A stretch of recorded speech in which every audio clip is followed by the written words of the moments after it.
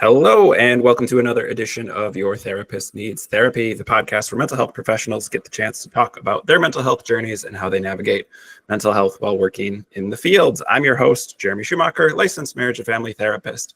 Today, I am joined by somebody who I'm super stoked to have on, another sex educator, someone topic I cannot talk about enough.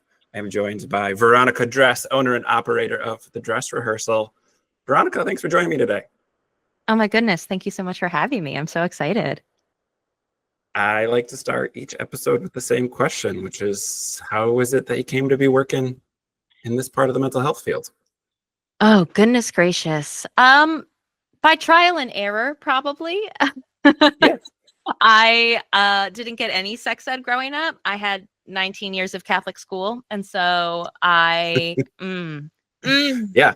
And so it wasn't until I was in my early 20s, I was doing a lot of emergency crisis management work with young adults experiencing homelessness. And that was in Nashville, Tennessee. And that feels important just because it really is the buckle of that Bible Belt. And so the very niche sort of way that homophobia showed up for my clients was truly, for many of them, they were kicked out of their housing as a result of their queer identities. And Yeah. I realized very quickly that I had no roadmap for how to talk about sexuality with my clients. And LOL, figured out I was queer as well along the way. So I had a lot of learning to do, and bless them, Planned Parenthood decided to hire me and teach me all the things I needed to learn and teach me how to teach it. And it's just been a decade and some change of that ever since. And it's been the best. It's the best job in the world. Yeah. Yeah. So you're a certified sex educator, and I'm curious, for everybody I've talked about this topic, what is it like doing sex ed in a time and place where politically we're trying to get back to where no one has sex ed and we're trying to hide or shield information from folks? I think that the strategies folks are using to keep people from this information is shape-shifting.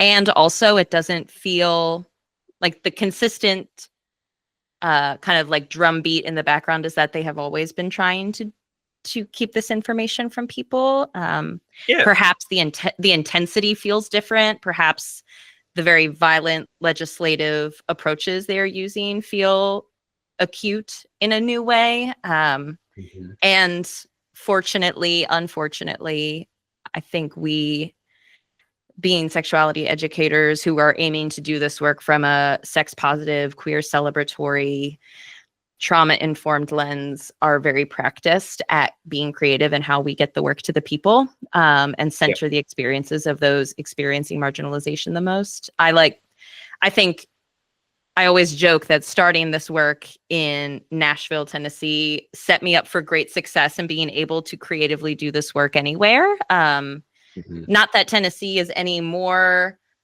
sex negative than a lot of parts of the United States, but the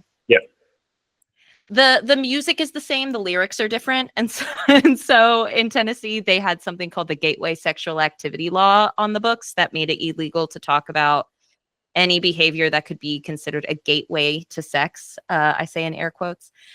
Sure. And so it took that like outdated dare drug language and applied it to sexual decision making. And so we weren't allowed on public school property, and young people were not getting this information from anybody. And so part of my like original job in this field was running a peer education program where we trained high school students with all the information they deserve to have, so they could be like, I wasn't allowed to go into schools, but they had to be there.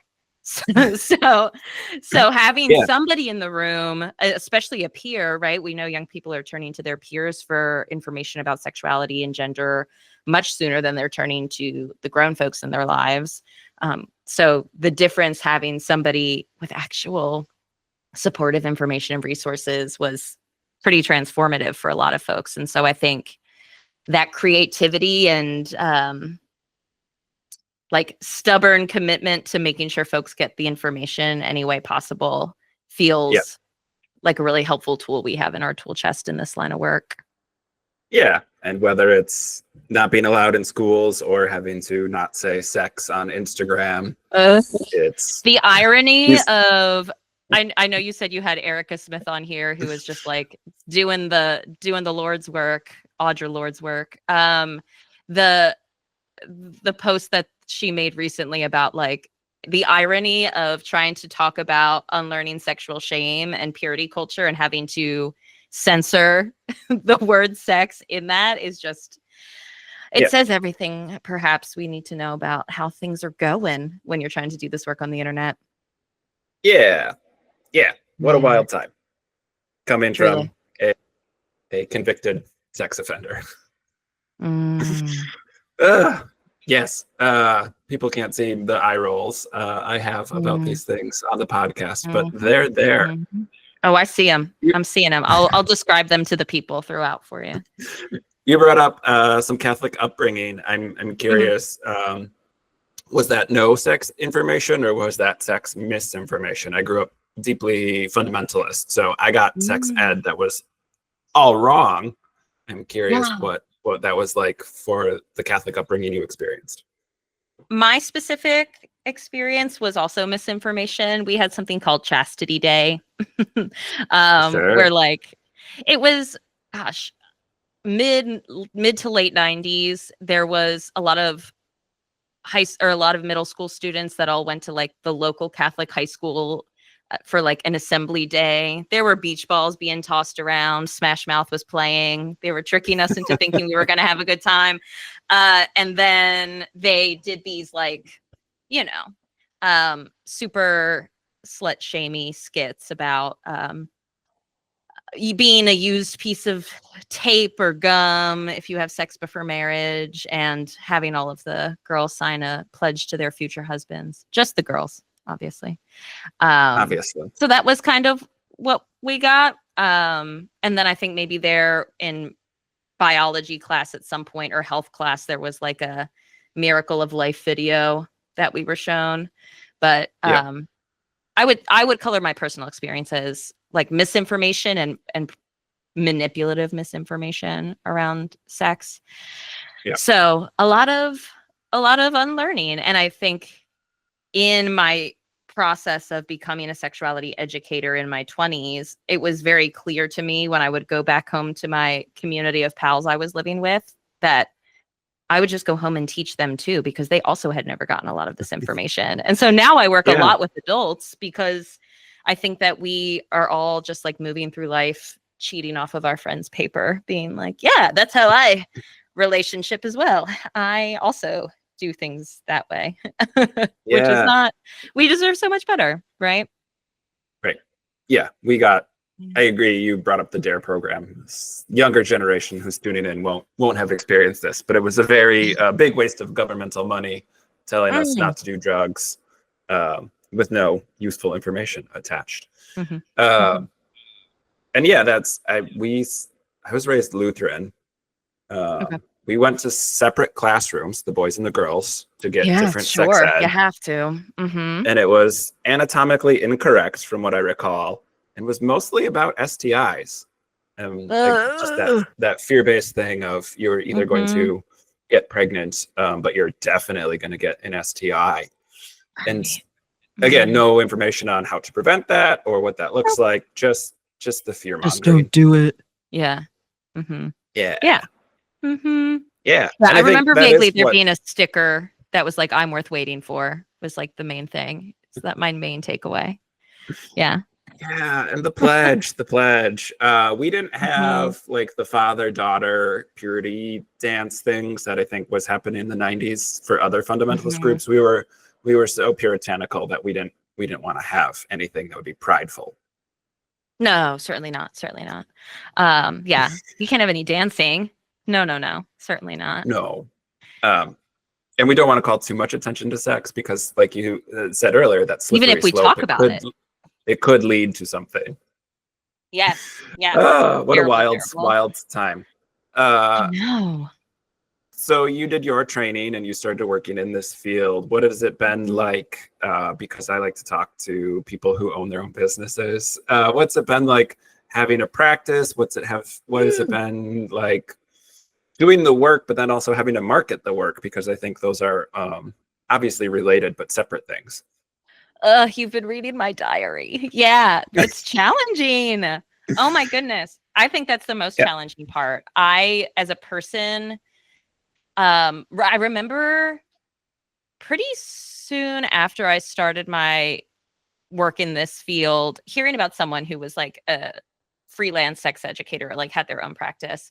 And I remember thinking, I could never run my own business, which is usually anytime I catch myself doing an absolute, that's usually a moment that I will look back on and be like, LOL, that's exactly what you're going to end up doing.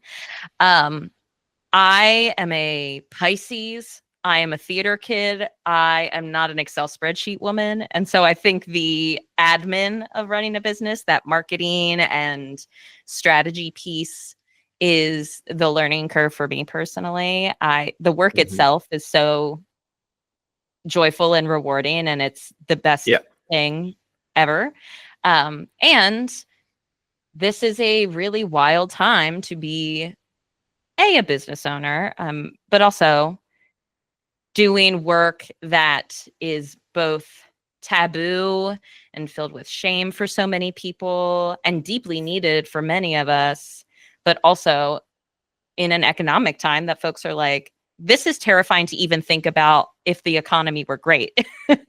But when the economy is what it is right now, it's scary. And I think so many of us, especially folks who grew up with a lot of shame-based messages around sexuality, are also navigating this tricky soup of feeling like we don't deserve to experience pleasure or ease or joy in our relationships or in our relationship to our own body.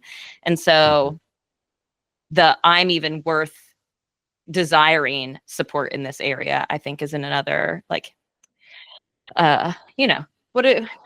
what's the track and field? You're jumping over, I don't know, obstacles. The hurdles. Yeah. Hurdles. Thank you. I was not a sports human. You said you were a theater kid. I was a theater kid. I could tell. Yeah, it's a pirouette to do, but can't tell you what a hurdle is. Yeah, that's my experience. Does that feel? I'm curious for you what that journey is. Yeah, I think I'm a big advocate, especially for mental health professionals, to open their own practice. I dislike the independent contractor model. I think it's incorrect how people are interpreting it. But it also leads to burnout, I think, really fast. And I think, again, connecting to work we do that fits well for us as providers helps us find the people who want to work with us more than trying to fit into some other model. So, you brought up Pisces and theater kid. I will bring up my neurodivergence. I have ADHD. I didn't think I would be able to do a business. And here we are, sort of thriving. Plus one on that. Yeah. It's a spicy journey. And I wouldn't trade that. I wouldn't trade that journey or that freedom for anything. And there are days, I don't know if this feels true for you. There are days where I look at my friends who have like a 9-to-5 that they just leave and go home and have time for hobbies, that I'm like, ooh, I'm going to salivate over that a little bit. Even though I had that and I hated it, there is I haven't figured out things like PTO or retirement funds, but I think the work-life balance is good. It's that other stuff that I don't know. The world will probably end before that. That's exactly right. Yeah. It's my and many millennials retirement plan. We're here for a good time, not a long time. Exactly.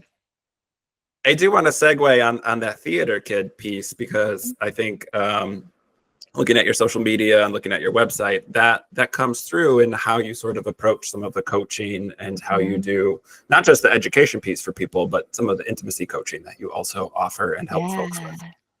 Yeah. So that's yes. So my business is called The Dress Rehearsal, partially because my last name is Dress, and that's a great pun, but also because I see supporting folks in finding more joyful ways to connect with intimacy to be like the larger mission of my work. And I think there are different mediums that I do that through. And so one of them is absolutely education, which we've chatted a little bit about, but I also do coaching for partners and individuals. And then I'm also an intimacy director for theater. So if there is a spicy scene that is happening in a production, I am the person you bring in to help figure out how we can tell that story effectively and in a really compelling way that also doesn't sacrifice the performer's boundaries or consent or nervous system in the process, which unfortunately has been really normalized for a really long time. And so I think that play is such a powerhouse tool in intimacy work, as well as, especially for those of us who have so much anxiety and shame and nerves around sexuality and intimacy. I think I tend to be very lighthearted in how I approach the work, but also take very seriously what it means to do this work, because I think so many of us come into it being like, oh my God, this is terrifying. Oh my God, I was taught just the scary pictures of STIs that were not helpful for so many reasons. And then you expect me to like find pleasure in this thing? Like what? And so I think play is just like such a beautiful way to pursue intimacy and self-understanding and joy, and trying to use that as a through line, both in the theater work I do and also with individuals and partners and groups, I think is the medicine in a very big way for a lot of people. Yeah. How do you sort of tackle the idea of authenticity? This is a two-part question, I think, in the sense that in our culture, there's a lot of pressure to be your authentic self.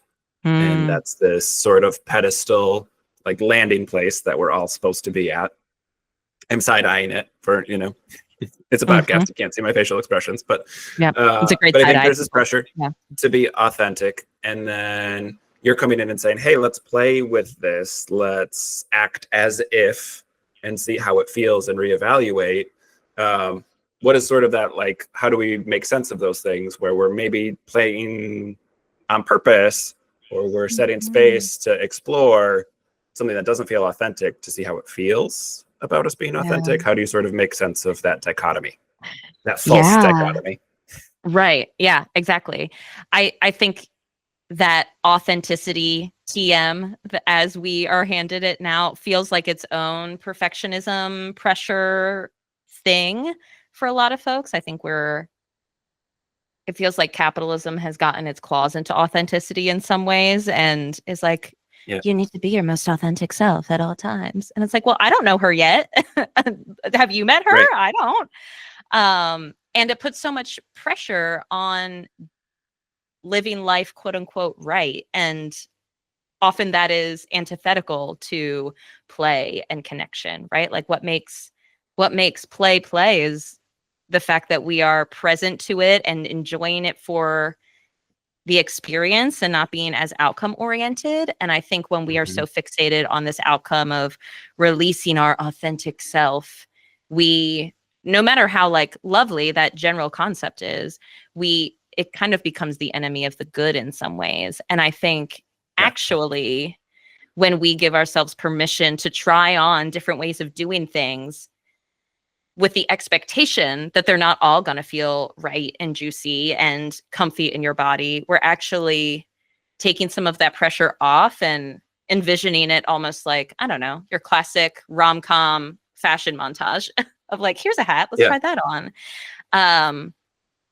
And sometimes we find that we can connect to who we are or what feels in alignment with our values, or what feels really just like cozy and good through that safe enough differentiation we get with a character, right? Like when we feel like we are playing in a space of like, okay, well, what would your most like sensual self, what would that person do in this moment? And maybe you don't feel like that's you right now, but you do kind of like see this daydream of a person. And when there's enough space to look at it and play with it, it takes some of that pressure off of the high stakes of I'm not that person right now. I don't know yet. Yeah. And so I think our imaginations are such like a lovely tool in this work, and inherently can make it, I don't know, more fun. I'm a firm believer that the process, while it can be challenging and while it can be work, I think if our goal is pleasure and connection, then I kind of take a Mary Poppins approach that there's got to be ways to infuse that into the process as much as possible to teach our body that it's possible. Um, Yeah. yeah. Yeah. And I love the permission giving, right? Mm. I work with religious trauma, and so I see so much guilt and shame where we need a lot of folks need permission to do Mhm. something that doesn't feel authentic or doesn't feel aligned right now with the idea that we'll learn something from it. Mhm. Yeah, that there's no getting it wrong, which is especially for those of us who grow up with this very like looming concept of sin all around us. Like that feels like in our bones not true. And so Mhm. knowing how to like move through these conversations with clients from like that trauma responsive approach, right? Naming that, yeah, there are a million reasons why this probably feels really intimidating and scary and high stakes. Truly, that's all we have learned forever and ever and ever. Amen. Um, Mhm. and so, how can we take what feels so looming and overwhelming when it comes to sexuality and break it into these like, I don't know, like a charcuterie board of things to explore, rather than feeling like you're like, I am staring at a Cheesecake Factory menu and there's too many menu items and I don't even know where to start. And Yeah. so that's where I think that these kind of spaces can be so lovely, because it's nice to have a guide, or at least like a curious thought partner to move alongside with. Yeah. Yeah. A lot of how you talk about intimacy and some of the coaching you do reminds me of how I talk about ritual as this Mm. playful space to explore, and we're being intentional, not on a specific outcome, but on like a journey we're going on. We're not trying to land a performance based outcome. We are Mhm. experiencing something together. And it does, it's so weird because ritual, I think, has a lot of heavy weight for formerly religious folks too. And it's one of those Mhm. things I've sort of introduced is like, this is a playful, intentional space. We don't have a specific outcome. And it's Mhm. so fascinating to watch people when they get to occupy that. Like it looks different. They show up differently. Mhm. Yeah. Oh, I love that concept. Yeah. I think for me and my own deconstruction journey, I like definitely fell in the theology major to queer witch pipeline. It's definitely the Yeah, yeah, tale as that old as time, right? Like that's the that's one journey. of them. That's one of them. That's the one I have fallen into. And I think what I notice for me, and both for like the community of pals that I've chosen to build my life with, is that the parts of the religious spaces we grew up in, the parts that felt really delightful, in as much as there were any, were the community, right? Like the community, and finding places to pause and make meaning and be curious and let this non-urgent part of ourselves come online. And the way I was raised, that was pitched as a thing you could only access in religion. But I think it can be one of the ways, but also we get to make our own ritual and mark time and presence and intention however we want to. And that creative control. I think I come back to creative control a lot in the work I do. Because I think when it comes to sexuality, even if you received sex ed in a public school free from any religious influence, the laws that were passed down that funded the curriculum that you get to learn likely had that influence in it, whether or not it was pitched as such. And so Yeah. it's really rare to get values free education. We're kind of like spoon fed how to feel about sexuality when we are taught about it, if we are taught about it. And so having a place where you get to take back creative control about how you feel about this part of your life, if you have any feelings about this part of your life, what feels good, what feels terrible, and you want to like set down. I think Mhm. really instilling that creative control part. And I think ritual is such a lovely way to do it. Yeah. Yeah. And I think ritual with permission giving and play, and it's experiential, is different Mhm. than let's sing this chant together every Sunday for an hour, you know. Um, Yeah. but it's hard to explain, I think, and the reason I'm sort of harping on this is because I was skeptical of it. Like it, you know, I was raised religious too, and even post deconstruction, I didn't have a good handle of like what ritual felt like. And so it's this thing where you're talking about play, you're talking about performance, and those can be weighty things. And it's about the intention we Mhm. set before that. It's about the permission giving, the creative control, so that you Yeah. can have a good outcome versus the sort of Yeah. pressure performance based model that I think people pick up with sexuality as well, just as a cultural message. Yeah, that even the language that is used around sex so often in a mainstream way is like performance anxiety, right? Like I want to perform in bed. And for a lot of folks I work with, even troubling that language is its own like aha experience of like, well, does performing feel connective for you? Like, does performing help you feel in the moment with your person or people? Like, what does performance get in the way? And I think even just asking these questions is um, tugging on a thread that for many of us is just like dying to unravel, but also really scary. It is so scary Yeah. to unravel these things. And so, such empathy for folks, myself included, in many ways, still that are like, I see that thread and I want to tug on it. And but then it's all going to unravel. And what if I can't put it back together in a way that feels good to me? Right. Devil Yeah. you do, the devil that you don't kind of bind that we find ourselves in a lot of the time. Yeah, yeah, for sure. Um, what do you sort of see? And I'm asking anecdotally, but you Mhm. can draw on the research too. I'm sure you're more up to date on it than I am. But around some of the gendered messaging that it still exists. I'm a male marriage therapist, and that Mhm. means my clientele sometimes looks different than other marriage therapists because a lot of dudes don't want to go see a lady therapist. Mhm. Here's Jeremy with his long hair and his big beard that feels safer in some way. But Mhm. it's fascinating. And again, I just want to sort of get your commentary on this, where like I think a lot of sexuality and purity culture stuff is geared towards women because for men there's still that added layer of shame in a lot of ways. Mhm. Yeah.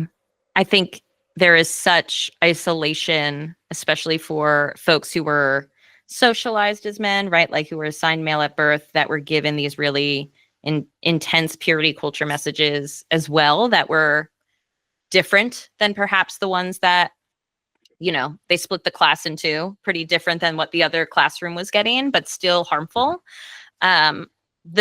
The series that I run that's specifically for folks trying to like reimagine what sexuality might be like after purity culture is open to folks of all genders. And I have found that to be just like the most lovely experience for folks involved, because I mean, I've even had clients or participants in the group be like, oh, I was so focused on the harm it did to me and my friends and people that like moved through the world in the gender that feels like home to me, that I didn't even realize the harm it was doing to these other folks. And so I think builds that empathy, and rightfully so helps us take our take our rage at the larger system of things, that like this harms everybody, right? Just like we talk about with any other system of oppression, is that this is Mhm. harmful to everyone because it dehumanizes all of us in different ways, and like causes us to block off access to our fullness of self.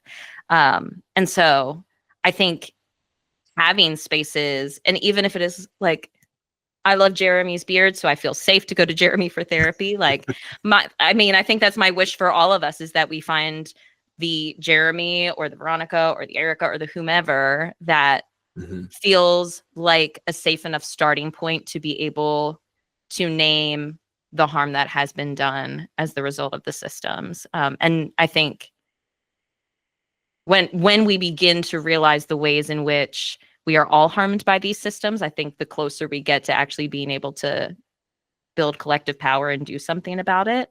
Um, Yeah, yeah, yeah, yeah. you know, Yeah. that's my thought at Yeah. least. I'm curious what yours are. Yeah, I think well, the therapy world is a little stigmatized still. I'm in the Midwest here, so there's Yeah. that piece of it. But it is, it's, I think we brought up like the neurodivergent witch sort Hmm. of vibe that's out there. I don't Hmm. know that there's a counterpart for men, and I'm not somebody who's like, oh, poor men, right?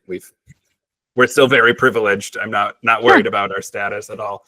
But for a lot of guys that I work with, just like the idea of playing around with kink. What if their kink is Mm. cross-dressing? Like, what if their kink is something that's not macho? And to see Mm. sort of like the joy that they can experience once they let go of some of that stuff. But it is, in my experience anyway, there's like an added shell. There's like an extra layer to crack through because I Mhm. think we don't see it modeled anywhere. Right. And in some ways, like the closer you are to the false ideal, the harder the fall in some ways, right? I think that's like broad Mhm. brushstrokes, but I think like speaking as a like thin, able-bodied cis white woman, that feels really resonant. That like we can in a macro way be like, yes, these systems are terrible. And when we are in a privileged position, there is an added shell of like, ooh, to unravel this is also to release some of the power that I unknowingly or knowingly have been like clinging to in ways that maybe Yeah. wasn't ready to reckon with. And so that it makes so much sense. And like the importance of having, this like big community of folks who can be support folks as we do it, right? I am not going to be the like buddy for everybody as they unlearn this. Like we need Yeah. it, we need us all. That's the answer to everything, right? It's like it takes all of Com- us, but it does, community, in fact. collective action. Well, Yeah. I a fellow therapist and I, Forrest Benedict, I'll shout him out by Mhm. name here. Forrest and I were going to do Yay. a men's group for purity culture, recovering from purity culture. And the reason I wasn't going to name him was because it went poorly. We had one person sign up. Um, and so we didn't end up running the group, but there was this disconnect to talk to sex educators and other therapists. We're like, fantastic idea. I love it so much. It's so needed, blah, blah, blah, blah, blah. And then like that reality of like, oh, to get dudes to sign up for this group, actually really hard. Yeah. Oh my goodness. And I will say from even having a group that is like open to folks of all genders, I still think it is challenging. The numbers are never what the numbers of people who register are never proportionate to that feedback that we get from folks who are like, oh my God, this is so needed. Right. I think Yeah. there are so many big barriers to even pressing that register button, let alone filling out the form.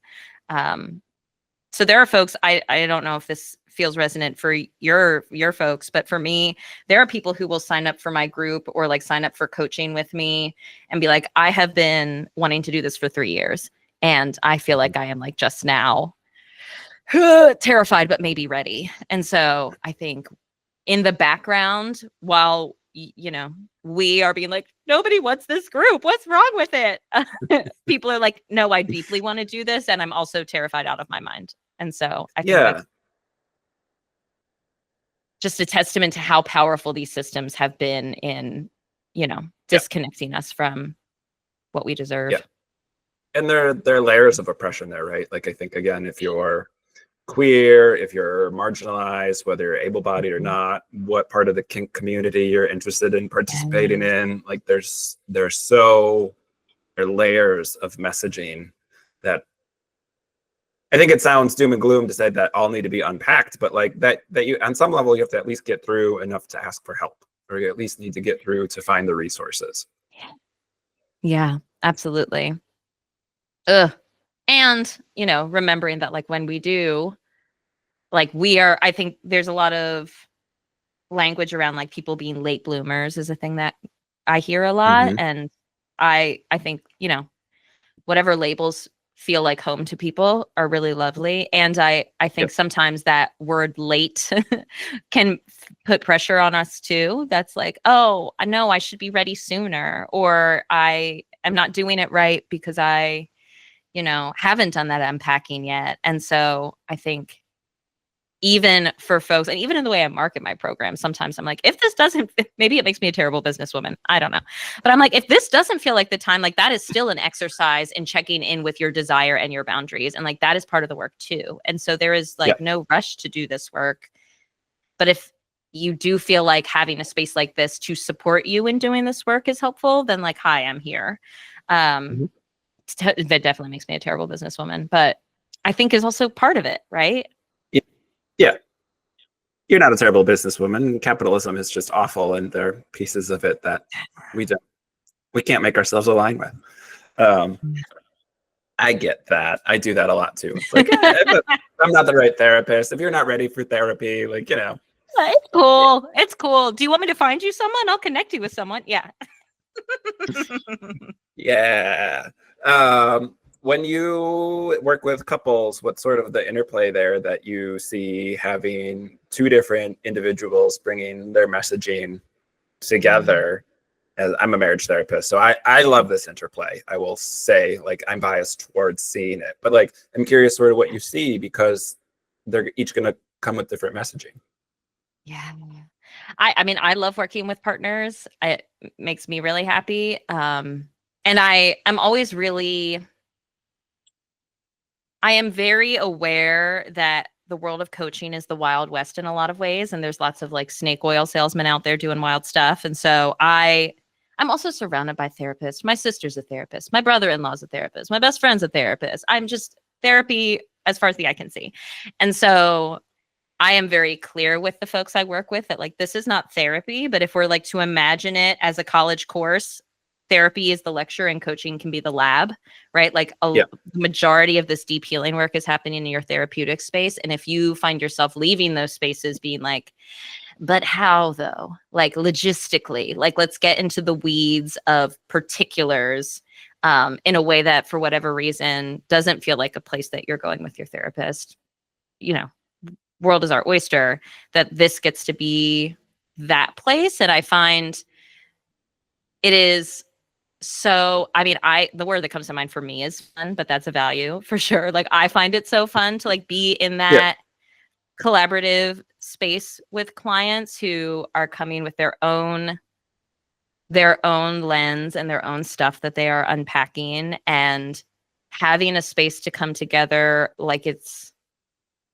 a group project, right? That we are working on together. And I think even just having a third person in the conversation that is not in your life to see the huge progress you are making, especially given all of the, terrible messages that most of us were handed from the jump.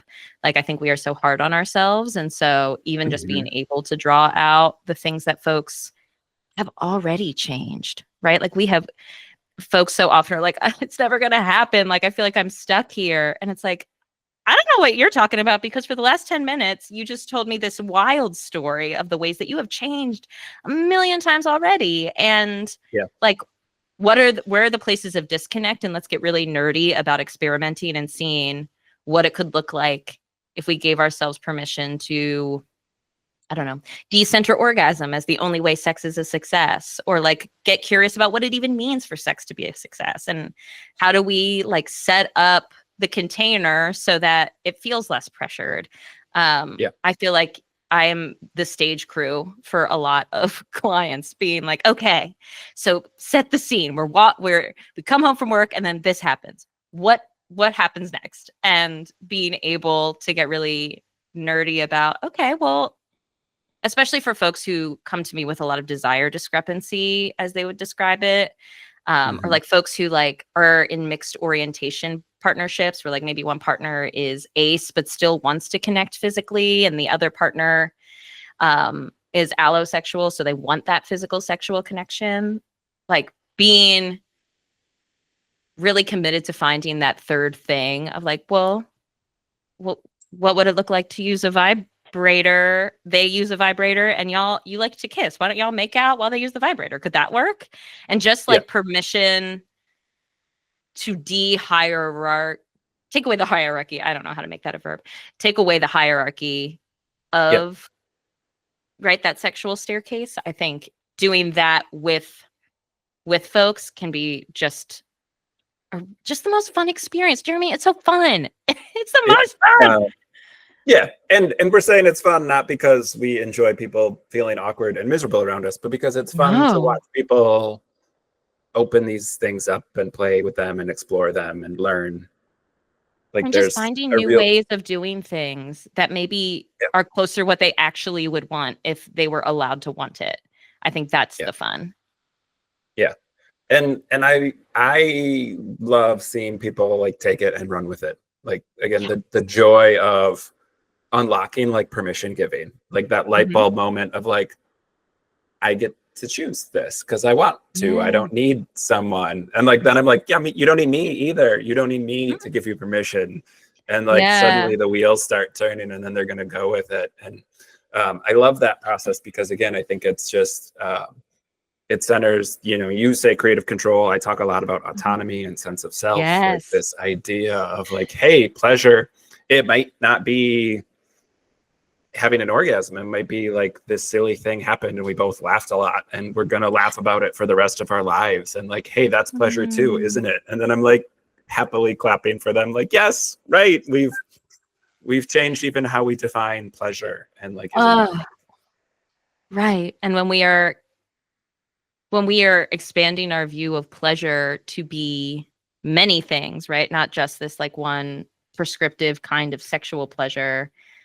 I just see it so tied to liberation work, right? Like when we are noticing what it feels like, even if it is like the briefest whisper of a moment that happened one time your whole life where you felt like in your body and filled with joy or pleasure, it is such an incredible tool to be like, oh, but I know I can feel that. And so that makes it harder to settle for less sometimes, or that makes me feel aware of like, oh, wait, if I knew I deserved to feel pleasure, I'd be a lot harder to control in these systems, right? Like, right?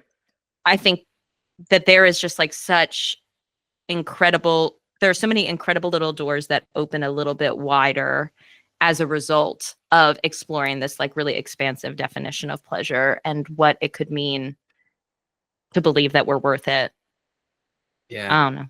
That's the TED Talk I fall asleep thinking about. So, Yeah. It's really, really lovely though. Um, with that in mind, let's talk about yeah. some of the things you offer and some of the ways that you're helping folks. I Yeah. have your website up here, and Sure. we've got group offerings, workshops, trainings, lots of different things. So working personally with you, doing Mhm. workshops, you have a Yeah. list of other resources and other professionals that Mhm. you've collaborated with. So tell us a little bit about what's coming up in the near Yeah. future and what you're offering. Yeah. So I love like keeping in mind the folks who often listen to this podcast. I love working with therapists, both as um kind of like a complementary coaching and in addition to someone's therapy work. I love that tag team journey that or like really like holistic team journey that Yeah. can exist there. I love to teach. I love a training. I love creating spaces for folks to both learn new information, but get a lot of time figuring out, okay, but how though, right? I think that's a question I'm constantly asking. It Mhm. might be the ADHD that has me ask all of these questions, but I'm using, you That know what? That's great. Fine. Use who yeah, you are. I'm like, but how and why? But how though? yeah. That And top-down so I love, processing. It's lovely. yeah. And I love those creating space, especially for folks who don't want to be a sex therapist, but they do want to feel less panicked when sexuality comes up in session with clients. Because I Yeah. think for some folks, there's a human sexuality class that they get in grad school. And for some programs, that's an elective. And so it's really a wide variety of comfort and competence and confidence people have when it comes to this. And so Yeah. I love working with therapists and bringing trainings to group practices to kind of demystify and make tangible some actions folks can integrate. Yeah. My next group for the world that I'm running with a therapist friend is called Dating While Anxious, and so that is for queer folks who have anxiety and are wanting to figure out how to not feel miserable while dating. Yeah. Um, yeah. um, and that's just like such a joy. This time we'll be running it virtually, and folks can use insurance. And so that is like if folks are in North Carolina, that option exists. So wider than just the Durham area, which is exciting this time. And then I am always taking coaching clients. So if folks want to dig into some of this stuff individually or with partners, that is always a thing. And because I am virtual and I am not a mental health provider, but an educator, I can see folks all over. And so I see folks all over the world, which is the coolest. Yeah. And then if you're a theater kid and you got to play and you want someone to help you just make the most compelling sex scene, I know a guy and it's me. So yeah, all of those things. Yeah, I love that. So we plug the pluggables. Where do people find you? How do they connect? Yeah. I'm on the internet, as we all are doomed to be. So my website is dressrehearsal.space. And I am on Instagram most of the time at the.dressrehearsal. I also have a Facebook page, but I tend to do most of my doom scrolling on Instagram. So that's often where you'll find me. Yeah, we'll have those links in the show notes, so they're super easy for folks to find. Yeah. Veronica, I'm bopping around. Bopping around. Yeah. Yeah. Love it. Experiencing your way through the world as well. Yeah. Yeah. This Thank you so much for having me. Yeah. I am glad we got to connect, and thanks so much for taking the time to join us today. Yes, thank you. I hope you have just, the most delightful day. And to all our wonderful listeners, thanks for tuning in again. We'll be back next week with another new episode. Take care, everyone.